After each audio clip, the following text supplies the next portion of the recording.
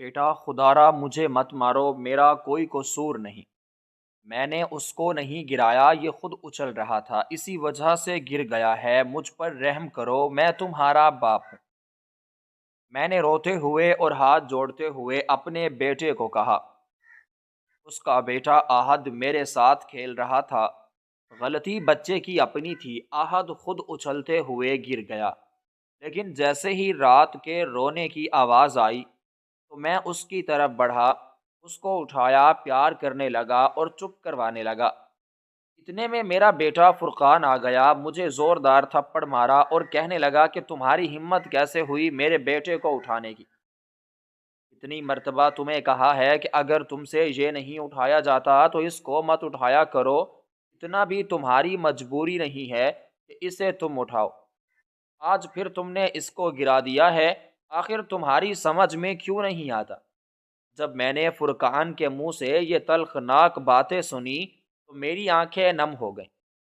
میں اس کو بار بار یہی کہہ رہا تھا کہ بیٹا میں نے آہد کو نہیں گرایا، وہ خود غلطی سے گرا ہے، میں تو بس ابھی اس کے قریب گیا جب وہ گرا پڑا تھا، تب میں نے اس کو اٹھایا، میرا کوئی قصور نہیں ہے۔ لیکن فرقان نے میری بات پر یقین نہ کیا، افسوس کہ اس نے اپنے والد کے ساتھ اتنا برا سلوک کیا، کیا والدین کے ساتھ یہی سب کچھ کرنا باقی رہ گیا تھا؟ یہ پہلی بار نہیں تھا، فرقان اس طرح کا رویہ میرے ساتھ کئی دنوں سے رکھ رہا تھا، بلکہ ایک عرصہ ہو چکا تھا کہ میں اس کے اس رویے کو برداشت کر رہا تھا۔ میرا قصور اتنا تھا کہ میں بوڑھا ہو چکا تھا اور ان لوگوں کی باتیں مجھے سمجھ میں نہیں آتی تھیں۔ بار بار میں جب کبھی بات پوچھتا یا پھر کوئی بھی غلط حرکت مجھ سے غلطی سے بھی ہو جاتی تو میرا بیٹا مجھے مارنے لگ جاتا تھا۔ لیکن میری زندگی میں ابھی بھی میرا ایک بیٹا تھا جس پر مجھے پوری امید تھی کہ وہ میرا دکھ درد سمجھے گا اور مجھے اپنے پاس رکھ لے گا۔ لیکن جو دھوکہ اور فریب میرے بیٹے علی نے میرے ساتھ کیا، وہ مزید خطرناک تھا۔ میں اپنی نظروں میں گر چکا تھا کہ میری اولاد اس درجے پر آ چکی ہے کہ وہ اپنے باپ کے ساتھ اتنا برا رویہ رکھ رہے ہیں۔ فرقان تو شروع سے ہی اسی طرح کی عادات کا مالک تھا، ابھی اس کی شادی نہ ہوئی تھی کہ وہ جوا اور نشے پر لگ گیا تھا۔ میں کئی مرتبہ روک چکا تھا، کئی مرتبہ اس کو اس کمرے میں بند کرتا تھا تاکہ وہ یہ کام چھوڑ دے اور میری بات کو سمجھ لے، لیکن جو عادات اس نے اپنی زندگی میں بنائی ہوئی تھی ان کو چھوڑنا ناممکن تھا۔ وہ اپنے باپ کو تو چھوڑ سکتا تھا لیکن اپنی عادتوں کو کبھی چھوڑنے والا نہ تھا، اور یہ سب کچھ ہو رہا تھا میری بیوی کی وجہ سے ہوا۔ اسی نے ہی فرقان سمیت پوری اولاد کو بگاڑ دیا تھا، اسی نے ہی ڈھیل دے کر میرے بچوں کو اس راہ پر لا کر کھڑا کر دیا کہ وہ نہ تو اچھے کی تمیز جانتے تھے اور نہ ہی ان کو برے میں فرق نظر آتا تھا۔ ان کو صرف سمجھ آتی تھی تو اپنی زبان، وہ وہی کرتے تھے جو ان کا دل کرتا تھا، لیکن اسی اثنا میں ان دونوں بیٹوں نے ایک ایسی غلطی کی کہ خدا تعالیٰ نے بربادی ان کے مقدر میں لکھ دی۔ میرے ساتھ ایک ایسا واقعہ ہوا جس کی وجہ سے میرے دونوں بیٹوں کے گھر برباد ہو گئے، یہ سب ان کے گناہوں کی وجہ سے تھا۔ خدا تعالیٰ نے انہیں کئی بار ڈھیل دی، کئی بار ان کو موقع دیا، لیکن وہ احسان فراموش تھے۔ فرقان میرے ساتھ جیسا بھی رویہ رکھتا تھا، تھوڑی دیر کے لیے میں ناراض ہوتا، خفا ہوتا، دل ہی دل میں روتا، اس کو بددعائیں دیتا، لیکن جب کچھ وقت گزرتا تو میں پھر اللہ تعالیٰ سے اس کی لمبی عمر اور خوشحال زندگی کے لیے دعا مانگتا رہتا تھا، اسی وقت اس کو معاف کر دیتا تھا، کیونکہ میرا دل بہت موم تھا، اور یہ دل تھا ایک باپ کا جو اپنی اولاد کو کسی بھی مشکل میں نہیں دیکھ سکتا تھا۔ خیر اسی طرح وقت گزر گیا اور میں دن رات اپنے بیٹے فرقان سے ذلیل و رسوا ہوتا رہا۔ کمال کی بات یہ ہے کہ میری بہو جو میری بھانجی تھی، جس کو میں بہت محبت اور چاہت سے لے کر آیا تھا، جب میں نے اس کا اصلی چہرہ دیکھا، اس کا رویہ اپنے ساتھ دیکھا، تو میں مزید شرمندہ ہوا۔ مجھے اس وقت پر حیرت ہوتی تھی جب میں نے اپنی بھانجی کو اپنی بہو بنانے کے خواب دیکھے تھے۔ یہ اتنی نالائق اور بے حس عورت نکلے گی، میں نے کبھی نہ سوچا تھا۔ سویرا مجھے اپنی بیٹی کی طرح رکھتی تھی۔ خدا تعالیٰ نے مجھے دو بیٹے تو دیے تھے، لیکن بیٹی جیسی رحمت عطا نہ کی، اور میری بہن میرے بیٹوں سے بے انتہا محبت کرتی تھی، اور مجھے سویرا بچپن سے ہی پسند آ گئی تھی۔ فرقان میرا بڑا بیٹا تھا، تو میں نے پہلے سے ہی فرقان کے لیے سویرا کا رشتہ مانگا ہوا تھا۔ سویرا میرا بہت خیال رکھتی، میری عزت کرتی، دن رات میرے لیے ایک کر دیتی تھی، لیکن جب وقت آیا، جب اس کو میرے لیے اصل کچھ کرنا چاہیے تھا، تب اس نے اپنا منہ دوسری طرف پھیر لیا۔ تب اس نے نہ صرف مجھے ذلیل اور رسوا کیا، بلکہ جو رویہ اس نے میرے ساتھ اختیار کیا وہ میری یاداشت سے بھی باہر تھا۔ حالانکہ میری بیوی نہ چاہتی تھی کہ سویرا اس گھر کی بہو بنے، لیکن میں نے اپنی بیوی کے خلاف جا کر سویرا کا رشتہ کیا تھا۔ فرقان بھی اپنی ماں کے ساتھ تھا، وہ بھی اس رشتے سے کوئی زیادہ خوش نہیں تھا، کیونکہ فرقان اور اس کی ماں کسی اور جگہ ارادہ رکھتے تھے، اور میں نے ان کے تمام ادارے پر پانی پھیر دیا تھا۔ کیونکہ سویرا میری چاہت تھی، میں نے اسے بچپن میں ہی بہو بنایا تھا، اور پھر میں اپنے کلام سے جس طرح وہ کر سکتا تھا، کس طرح اپنی بہن کو شرمندہ کر سکتا تھا۔ اگر میں اپنی بہن سے کیا گیا وعدہ نہ نبھاتا تو ان سے ٹوٹ جاتا، میرے رشتے ختم ہو جاتے، اور میری اکلوتی بہن تھی، اس کو میں پریشان ہوتے ہوئے نہیں دیکھ سکتا تھا۔ اس لیے میں نے نہ صرف اپنی بیوی کو ناراض کیا، بلکہ فرقان کے ساتھ بھی زبردستی کی کہ وہ سویرا سے شادی کرے، اور خدا کا شکر ہے کہ میں نے سویرا کو فرقان سے ہر حق دلوایا۔ ہر وہ چیز جو کہ ایک بیوی کی ضرورت ہوتی ہے، وہ فرقان اس کو لا کر دیتا ہے۔ دونوں بہت خوش ہو گئے، بہت جلد ایک دوسرے کو سمجھ گئے۔ میں بھی خوش تھا کہ میرا کیا گیا رشتہ کامیاب ہو چکا ہے، لیکن یہ خبر نہ تھی کہ آخر پر جو کچھ کیا ہے اس کا صلہ دینا ہوگا۔ میں نے کوئی گناہ تو نہ کیا تھا، سویرا سے محبت کر کے میں نے کوئی غلطی نہ کی تھی، میرا پیار سچا تھا، میں نے اس سے جھوٹی محبت نہ کی تھی، میں نے اس سے جھوٹے وعدے نہ کیے تھے۔ جو کچھ بھی اس سے کہا تھا وہ سب اس کی محبت کی وجہ سے کہا تھا، اور میں نے اپنی بات کو پانی بھی دیا، اپنی بات، اپنی کلام جو کہ میں نے اپنی بہن سے کیا تھا اس کو پورا کیا۔ لیکن سویرا میں وہ بات نہ رہی، سویرا مجھے پورا پورا دن بھوکا رکھتی، میرے حالات اور واقعات پر ہنستی۔ محبت کے بدلے میں یہی سب کچھ ملتا ہے۔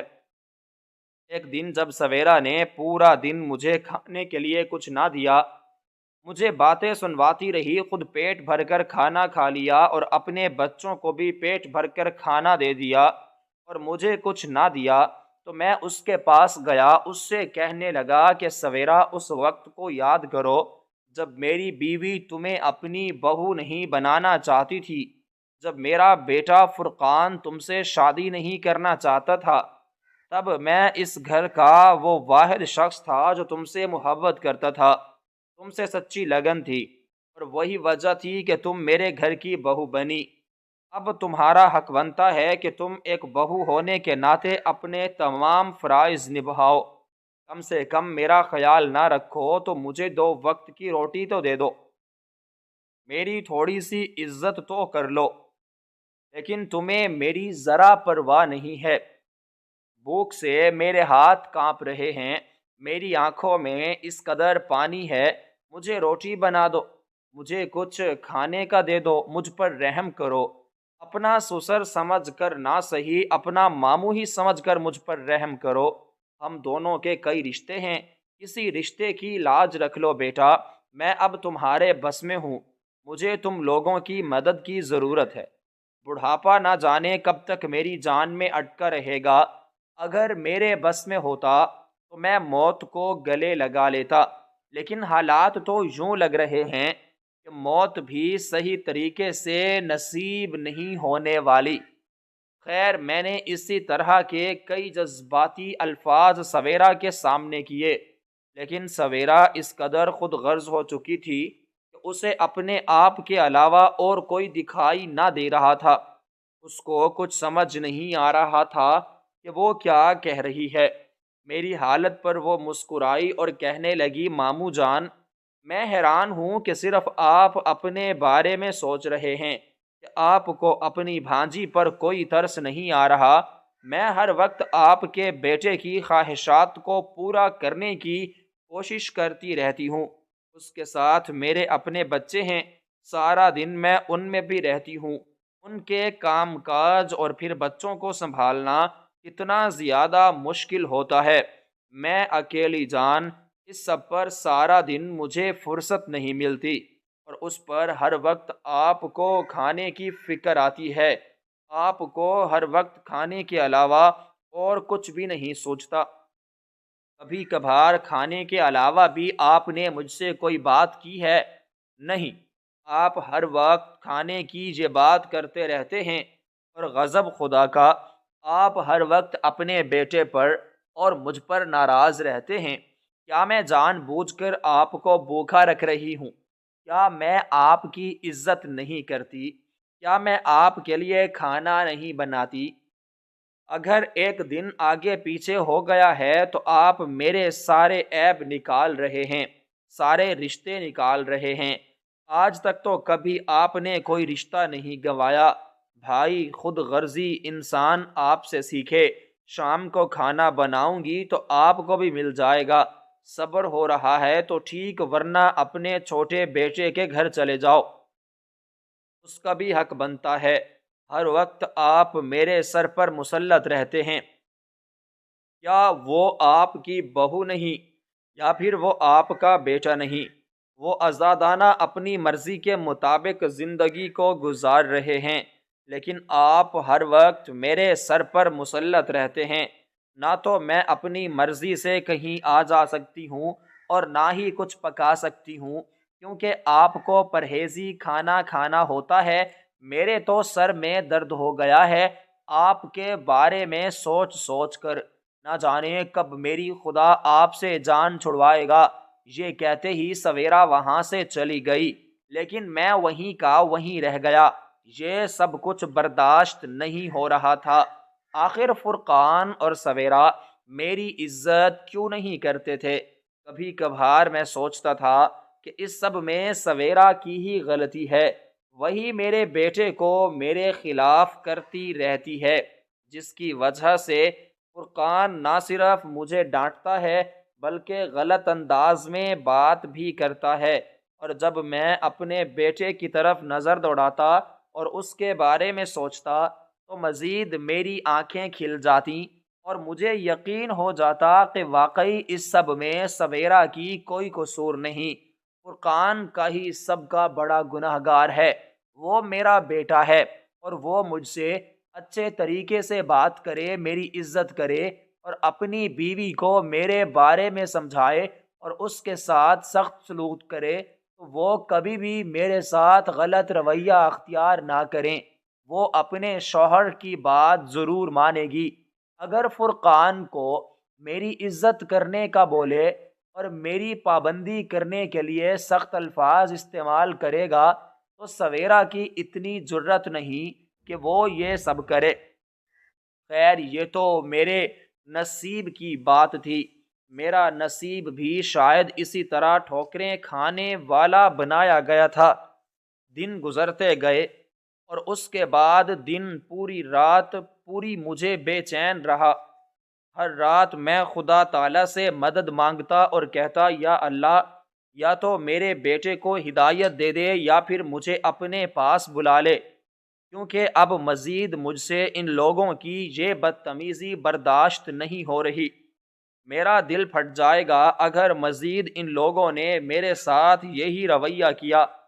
میں جتنی کوشش کرتا کہ اپنے آپ کو ان لوگوں سے الگ کروں، ان لوگوں کو اپنی شکل نہ دکھاؤں، لیکن پھر بھی ان کے پاس مجبوریاں مجھے لے جاتی تھیں۔ کبھی کوئی دوائی ختم ہو جاتی تو کبھی مجھے کوئی ضرورت آ جاتی، جس کی وجہ سے ان لوگوں کے پاس مجھے جانا پڑتا تھا۔ دونوں بیٹوں میں سے کسی کو بھی میری کوئی پرواہ نہ تھی۔ ایک بیٹا جو اپنی بیوی کو لے کر دوسرے گھر میں منتقل ہو گیا تھا، وہ کبھی بھی مجھ سے ملنے کے لیے نہ آتا تھا۔ آج تک اس نے کبھی فون نہ کیا اور نہ ہی میری طبیعت کے بارے میں پوچھا۔ میرا دل اس درد سے چکنا چور ہو چکا تھا کہ میرے بیٹے آخر یہ سب کیوں کر رہے ہیں، لیکن رونے اور خدا تعالیٰ سے مدد مانگنے کے علاوہ میرے پاس اور کوئی چارہ نہ تھا۔ میں سارا دن گھر میں اکیلا پڑا رہتا تھا۔ محلے کے امام صاحب بہت نیک انسان تھے۔ میں اکثر جب ان کے پاس جایا کرتا تھا، وہ میرا بہت احساس کرتے، عزت کرتے، مجھے بزرگ سمجھ کر انسانیت کے نام پر میری بہت زیادہ مدد کرتے تھے۔ مسجد میں جو بھی لوگ ہدیہ وغیرہ دیتے یا پھر کھانے کے لیے امام صاحب کو چیزیں دیتے، امام صاحب وہ میرے لیے ضرور بچا کے رکھتے تھے۔ چاہے میں ایک ہفتے بعد جاؤں یا پھر جب بھی جاتا تو وہ مجھے لازمی دیتے تھے۔ صدقے کی چیزیں اکثر جب میں لینے سے انکار کرتا تو وہ مجھے سمجھاتے ہوئے اور میرے حالات پر پردہ ڈالتے ہوئے مجھے وہ دے دیتے اور کہتے کہ تمہیں اس کی ضرورت ہے، تمہیں شرمانا نہیں چاہیے۔ میں جانتا ہوں تمہارے گھر کے حالات کیا ہیں۔ تمہارا بیٹا فرقان صرف جمعہ کی نماز پڑھنے اس مسجد میں آتا ہے۔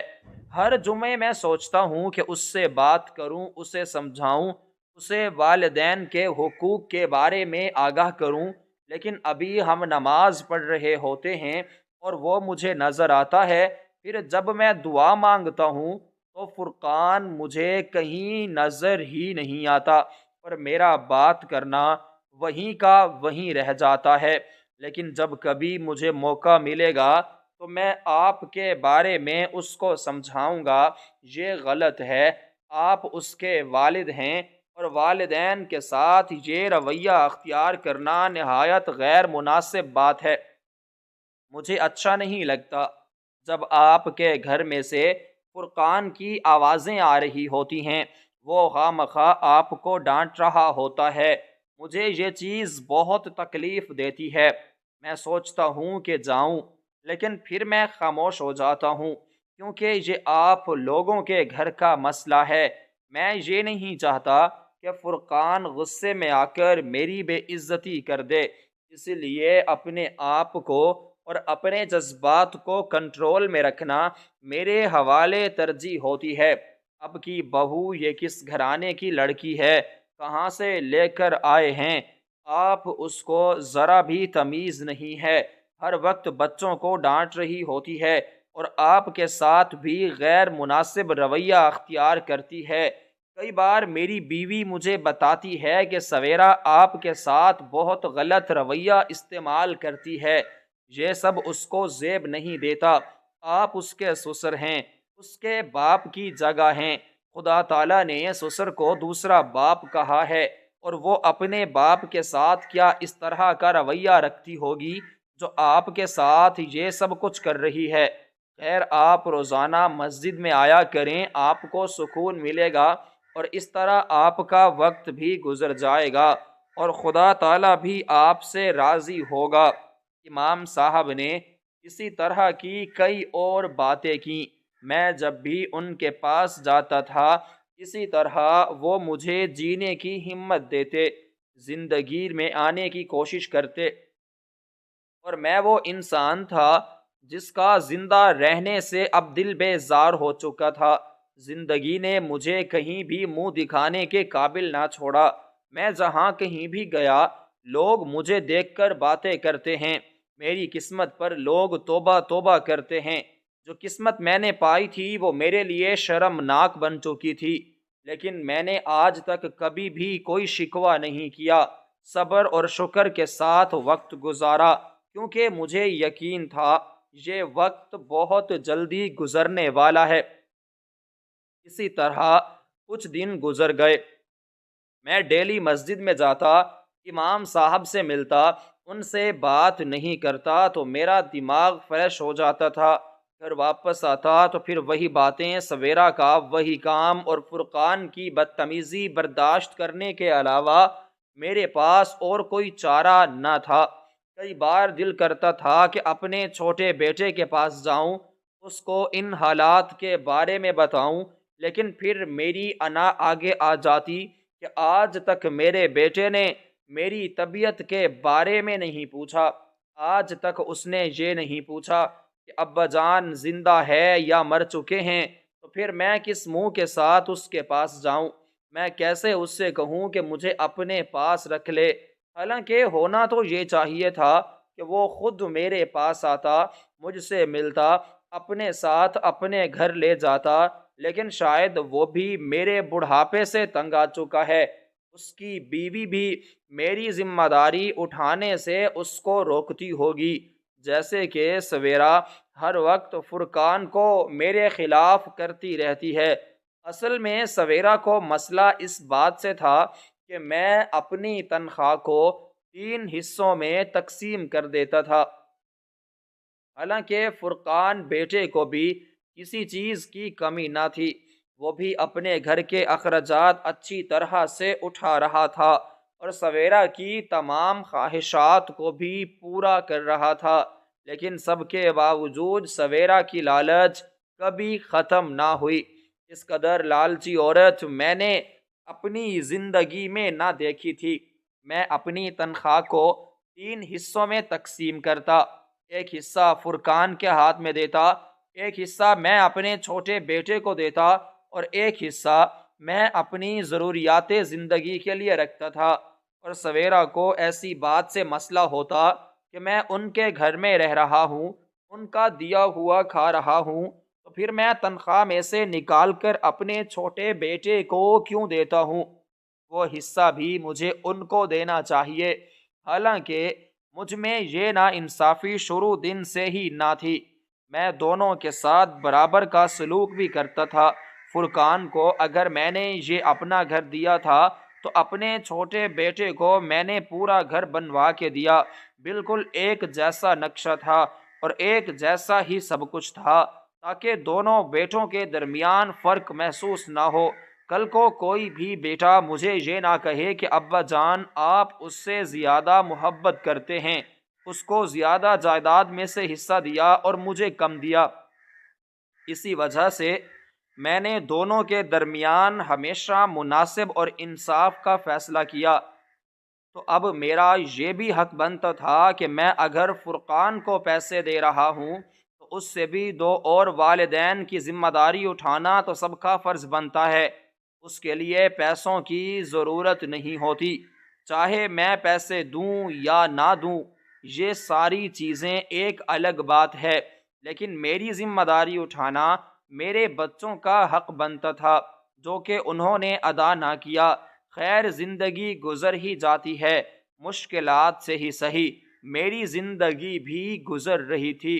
کبھی کبھار وہ وقت یاد آتا جب وہ بچپن میں نے اپنے بچوں کے لیے مشکلات دیکھیں، ان کی ہر خواہش کو پورا کیا، اور اب جب ان کو دیکھتا ہوں تو خون کے آنسو روتا کہ یہ کیا ہو گیا، میں نے یہ زندگی تو نہیں سوچی تھی۔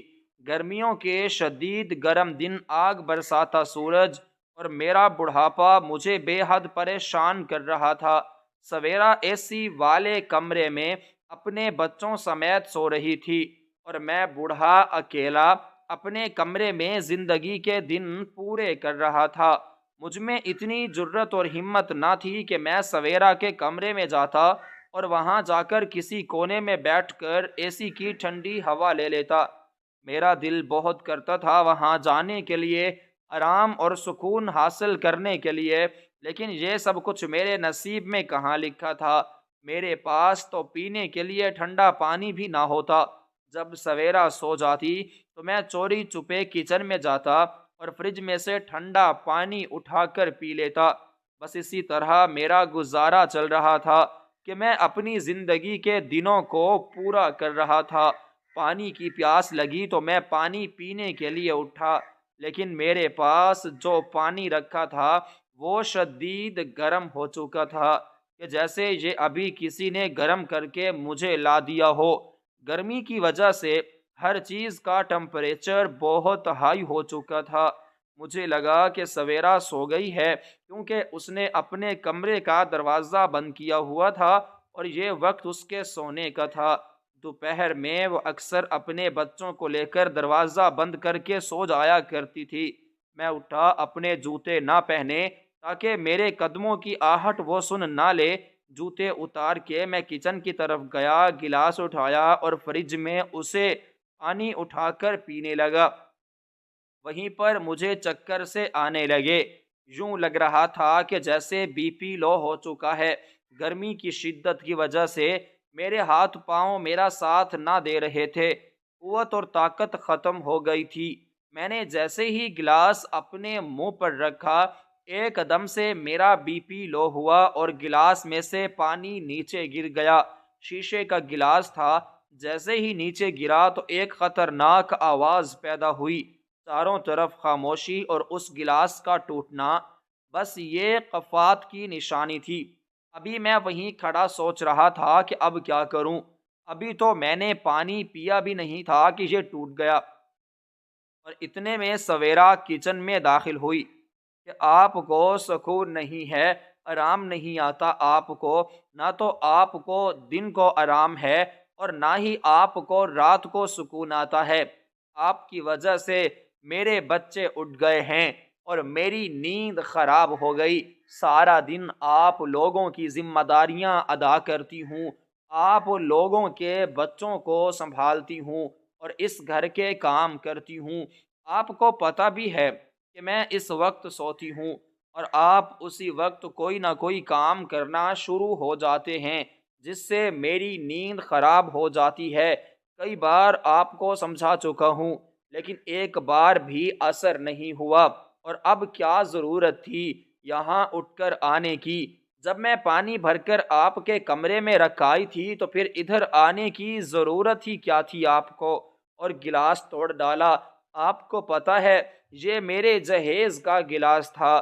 میری اماں جان نے کتنی مشکلات سے یہ پیسے اکٹھے کر کے میرے لیے جہیز خریدا تھا۔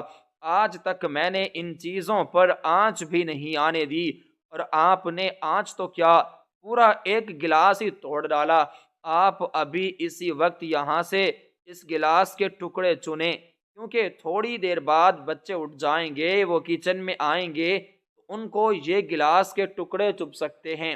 جلدی سے یہ سارا گند صاف کریں، اور پھر آگے سے میں آپ کا انتظام کر کے سویا کروں گی، یا تو آپ کے کمرے کو باہر سے تالا لگاؤں گی یا پھر اس کچن کو تالا لگانا پڑے گا، کیونکہ اس کے علاوہ میرے پاس اور کوئی حل نہیں۔ یہ کہتے ہی وہ تھوڑا سا پیچھے ہوئی۔ میں نے اس کی طرف دیکھا اور پھر وہ شیشے اٹھانے لگا، یہاں تک کہ ایک شیشے کے ٹکڑے کی وجہ سے میرے ہاتھ پر چوٹ بھی آ گئی، وہاں سے شدید خون بہنے لگا۔ میں اٹھا تاکہ ہاتھ پر کچھ لگا سکوں اور یہ خون رک جائے، لیکن سویرا نے مجھے اٹھنے نہ دیا۔ کہنے لگی کہ اس کو صاف کر کے ہی آپ یہاں سے جا سکتے ہیں۔ وہ کھڑی رہی، میرا خون بہتا رہا اور میں ٹوٹے ہوئے گلاس کی کرچیاں اکٹھی کرتا رہا، جا کر ایک ڈسٹ بن میں ڈالی۔ خوب رویا، خون بہت زیادہ بہہ چکا تھا۔ خیر اپنے کمرے میں آیا اور آ کر ہاتھ پر پٹی باندھ دی۔ خون شدید بہہ جانے کی وجہ سے میں تو آنکھوں کے آگے اندھیرا سا ہونے لگا، لیکن میں نے اپنے آپ کو سنبھالا۔ سفیرہ کے یہ رویے مجھے برداشت نہیں ہو رہے تھے۔ وہ کئی عرصے سے میرے ساتھ یہی رویہ اختیار کر رہی تھی، لیکن آج جو اس نے کام کیا وہ میرے لیے موت کے برابر تھا۔ مجھے اپنی زندہ ہونے پر نفرت ہو رہی تھی۔ میرا دل چاہ رہا تھا کہ میں ابھی اسی وقت مر جاؤں، حالانکہ یہ سب کچھ کرنا میرے بس میں نہ تھا۔ سویرا اتنی بیس ہو سکتی ہے، وہ اپنے سسر اور ماموں کے ساتھ اتنا گھٹیا سلوک کرنے کے بارے میں سوچ بھی کیسے سکتی ہے؟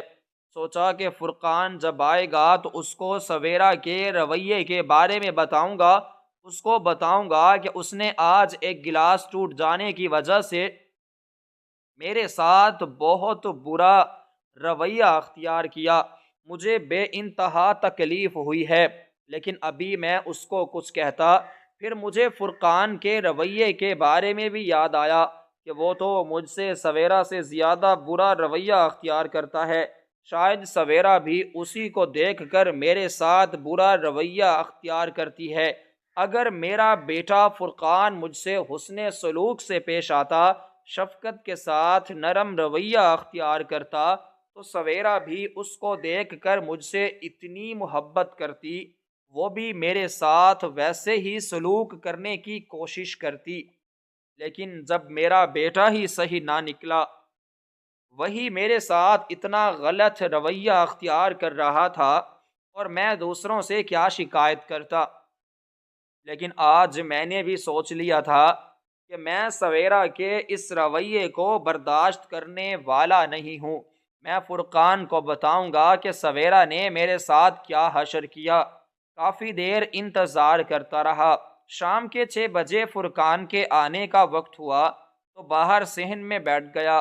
سوچا سویرا اندر ہوگی تو اس وقت اس کے سامنے بات نہیں ہو پائے گی۔ فرقان جیسے ہی اندر داخل ہوگا تو میں اکیلے میں اس سے بات کر لوں گا، اس کو اس کی بیوی کی حقیقت بتاؤں گا اور کہوں گا کہ اپنی بیوی کو سمجھائے، مجھ سے اس طرح کا رویہ رکھنے والی وہ کون ہے۔ خیر اسی انتظار میں صحن میں بیٹھ گیا اور تھوڑی دیر بعد فرقان آ گیا۔ جیسے وہ آیا میں نے اس کو سلام کیا اور کہا کہ بیٹا میری ایک بات سن لو۔ ابا جان ابھی تو میں گھر کے اندر آیا ہوں اور پہلے میں آپ کی بات سن لوں۔ آپ کو دوسرے بندے کا ذرا احساس نہیں ہوتا؟ میں سارا دن کام کر کے تھکا ہارا آیا ہوں اور آپ کی باتیں سنوں۔ میں جانتا ہوں آپ نے ضرور کسی کی شکایت کرنی ہوگی یا پھر کوئی ضرورت ہوگی، تبھی آپ میرے انتظار میں یہاں پر بیٹھے ہیں، ورنہ پہلے تو ایسا کبھی نہیں ہوا کہ آپ میرے انتظار میں بیٹھے ہوں۔ میں رات کو آپ کے کمرے میں آؤں گا، آپ کو جو بھی بات کرنی ہے مجھے وہیں پر بتا دینا۔ یہ کہتے ہی فرقان اپنی تاثرات تبدیل کرتے ہوئے وہاں سے چلا گیا۔ میری آنکھیں نم ہوئیں، لیکن میں خاموش ہو گیا کیونکہ یہ پہلی بار نہیں ہو رہا تھا۔ فرقان کئی عرصے سے ہی میرے ساتھ یہی سلوک کر رہا تھا اور میں یہ سب کچھ برداشت کر رہا تھا۔ میں رات کو اپنے کمرے میں تھا، اسی انتظار میں کہ ابھی فرقان اور میں اس کو سویرا کی شکایت لگاؤں، سویرا کے غلط رویے کے بارے میں اس کو آگاہ کروں، لیکن حد ہو گئی، فرقان میرے کمرے میں نہ آیا۔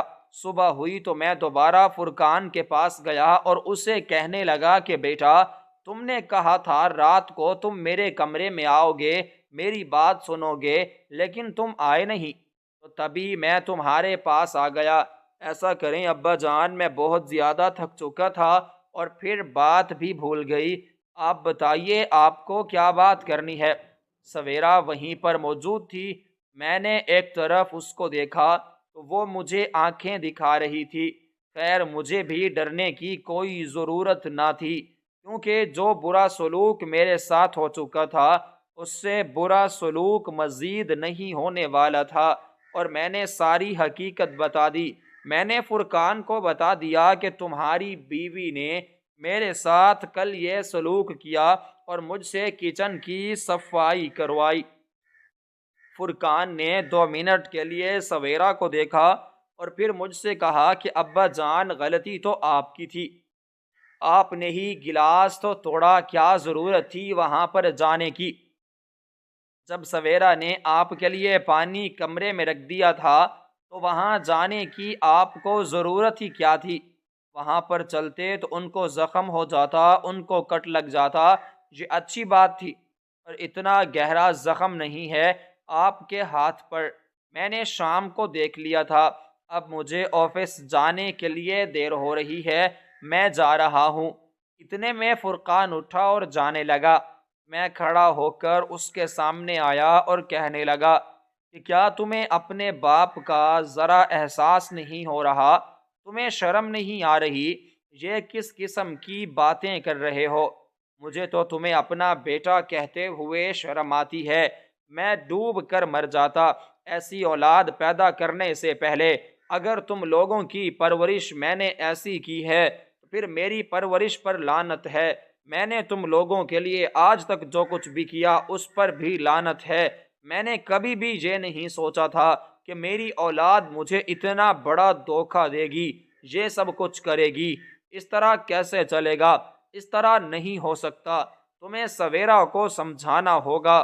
میں تمہارا باپ ہوں، میری اس گھر میں بہت کم عزت ہے، بچوں کی اہمیت بھی مجھ سے زیادہ ہے، لیکن میں اس گھر کا بزرگ ہوں، میری کوئی عزت نہیں۔ ابا جان مزید آپ ایک لفظ نہیں بولیں گے، خاموش ہو جائیں، اور صبح سویرے میرا پورا دن آپ کی وجہ سے خراب ہونے والا ہے۔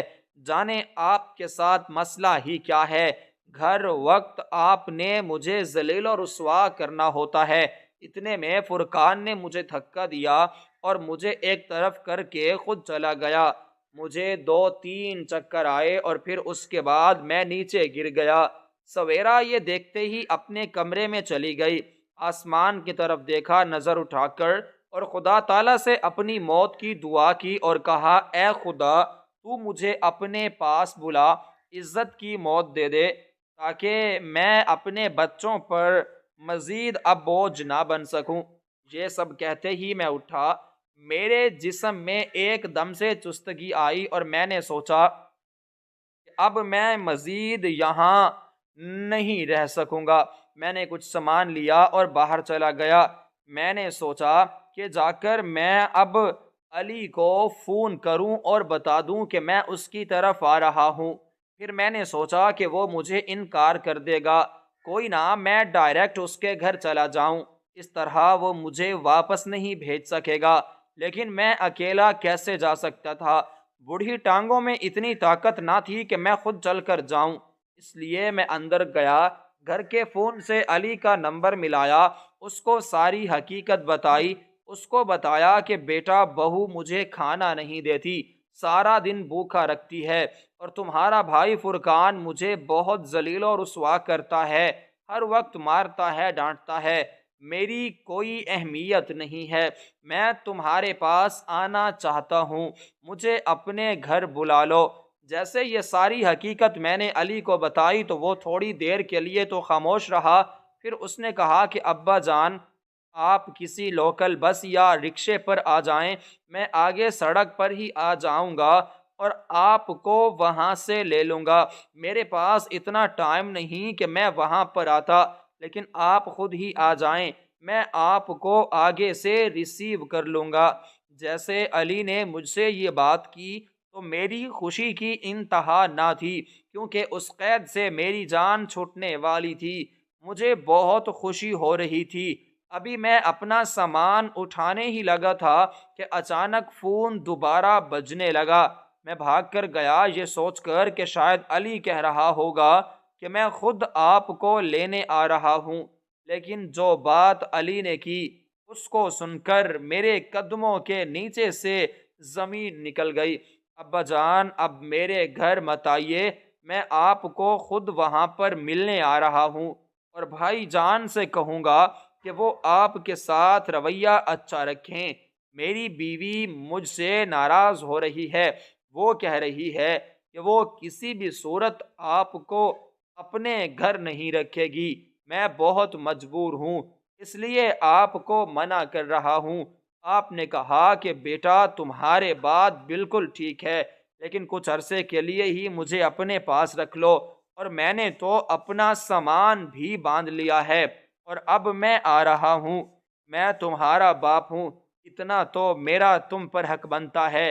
یہ کہتے ہی میں نے فون بند کر دیا اور روانہ ہو گیا۔ کافی وقت بعد میں دروازے پر پہنچا تو شام ہو چکی تھی۔ دروازہ بجا بجا کر میری طاقت نے جواب دے دیا تھا۔ کئی گھنٹے بعد جواب تک نہ آیا، لیکن علی اور اس کی بیوی کی لڑائی کی آوازیں باہر تک آ رہی تھیں۔ میں آپ کے باپ کو یہاں پر ہرگز نہیں رکھوں گی، وہ بوڑھا بیماریوں اور جراثیموں سے بھر چکا ہے۔ اب جب ان لوگوں نے اس کو باہر نکال دیا ہے تو ہم اس کو اپنے پاس کیوں رکھیں؟ کوئی تو وجہ ہوگی کہ سویرا بھابھی نے آپ کے باپ کو گھر سے نکالا، یا پھر آپ کا بھائی فرقان مارتا ہے۔ مجھے تو لگتا ہے آپ کا باپ جھوٹ بول رہا ہے، وہ صرف یہاں پر رہنا چاہتا ہے۔ جس عیش و عشرت میں ہم زندگی گزار رہے ہیں وہ یہاں پر رہ کر گزارنا چاہتا ہے۔ میں اپنے بچوں کے ساتھ اس انسان کو کبھی بھی برداشت نہیں کروں گی۔ ہمارے گھر کا ایک الگ ماحول ہے، ساری پرائیویسی خراب ہو جائے گی، اور پھر آپ جانتے ہیں کہ میری نوکری ہے، میں گھر پر سارا دن نہیں ہوتی۔ اس طرح تو میں گھر کو تالا لگا کر چلی جاتی ہوں، بچوں کے اسکول سے واپس لے کر جہاں پر آتی ہوں اور گھر کے کام کرتی رہتی ہوں۔ اگر آپ کا باپ ہوگا تو اس کی ذمہ داری کون اٹھائے گا؟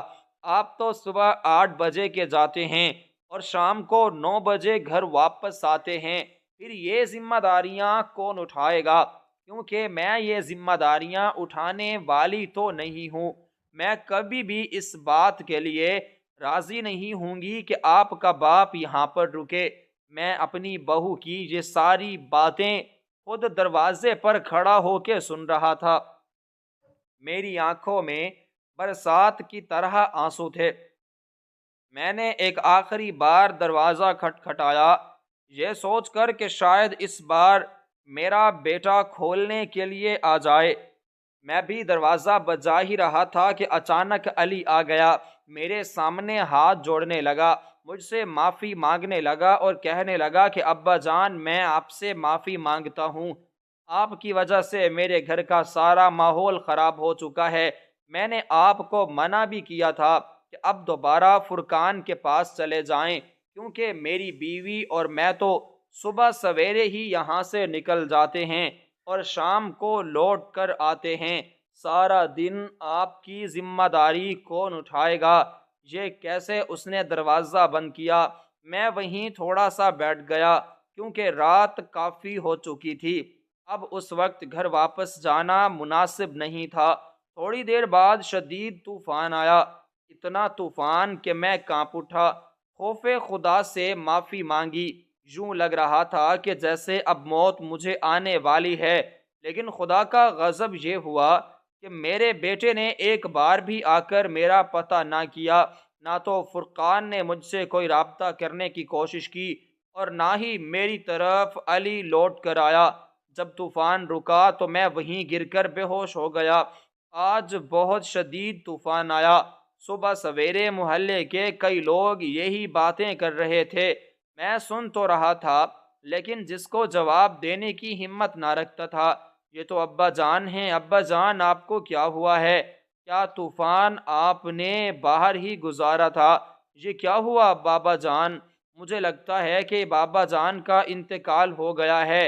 اے خدا مجھے معاف کر دے، مجھ سے بہت بڑی غلطی ہو گئی، یہ میں نے کیا کر دیا؟ اپنی بیوی کے کہنے پر اپنے باپ کو ہی خالی ہاتھ دروازے سے بھیج دیا۔ میری مدد کرو، کوئی ایمبولینس کو بلاؤ، میرے باپ کو ہسپتال لے کر جانا ہے، میری مدد کریں، خوددارا رحم کریں میرے باپ پر۔ علی کے چیخنے کی آواز سے میں اپنے کانوں میں سن رہا تھا، وہ رو رہا تھا، تڑپ رہا تھا، لیکن مجھے یوں لگ رہا تھا کہ جیسے میں مر چکا ہوں۔ اس وقت کوئی فائدہ نہ تھا، دونوں بچوں نے مجھے ذلیل و رسوا کرنے میں کوئی کسر نہ چھوڑی تھی، اور اب میں نے اپنی زندگی کے تمام دن پورے کر لیے تھے، کیونکہ مجھے واقعی میں موت آ چکی تھی۔ میں ان کے رونے کی آواز، ان کی معافیاں مانگنا، سب کچھ سن رہا تھا، لیکن کچھ بھی نہ کر پایا۔ ان کی معافیاں، ان کا رونا اب میرے کسی کام کا نہ تھا، کیونکہ جو ذلت اور رسوائی میں ان کی وجہ سے دنیا میں دیکھ کر جا رہا تھا وہی بہت تھی۔ اب ان کو احساس تو ہو چکا تھا، لیکن اب میں زندہ نہ تھا۔ اس احساس کی مجھے کوئی قدر نہ تھی۔ میرے مر جانے کے بعد انہوں نے مجھ پر لاکھوں کے خرچ کیے، لیکن یہ سب کچھ دنیا کے دکھاوا تھا۔ دنیا کو دکھانے کے لیے انہوں نے میری کل خانی پر بہت بڑی خیرات کی، لوگوں نے ان کی خیرات پر رشک کیا، لیکن یہ سب کچھ خدا تعالیٰ کو قبول نہ تھا۔ قبول وہ تھا جب میں زندہ تھا، تب وہ دونوں مل کر میری خدمت کرتے، تب وہ لوگ مجھے ایک دن میں ایک وقت کی روٹی تک نہ دیتے تھے۔ ایک وقت کا کھانا مجھے ان لوگوں کے ساتھ میں نصیب نہ ہوا، اور اب میرے مر جانے کے بعد اتنا اہتمام آخر کیوں کر رہے تھے؟ میں نے آج تک ان لوگوں کو کبھی کوئی بد دعا نہ دی تھی۔ مجھے تو سکون کی موت نصیب ہو گئی تھی، لیکن ان لوگوں کا انت بہت خراب ہونے والا تھا، کیونکہ خدا تعالیٰ ایسی اولاد کو کبھی معاف نہیں کرتا جو اپنے والدین کو ذلیل و رسوا کریں اور ان کے ساتھ غلط سلوک کریں۔ اور دنیا نے پھر علی اور فرقان کو ذلیل ہوتے ہوئے دیکھا، ان کی اولاد نے انہیں وہ دن دکھانے پر مجبور کر دیا جو دن انہوں نے مجھے دکھائے۔